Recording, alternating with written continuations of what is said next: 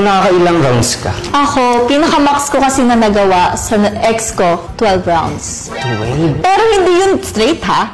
Like sa buong araw siya. Kunwari, check-in kami 24 hours. Okay. Siguro first namin is 5 rounds. 5 rounds. Ganon. Tapos, syempre, kala mo, pagod na siya, hirap na hirap na siya. Hirap na hirap ng tumayo talaga. Ganon eh. Kailangan tulog. So, pag tulog na alimpungatan ako, yan na naman. So,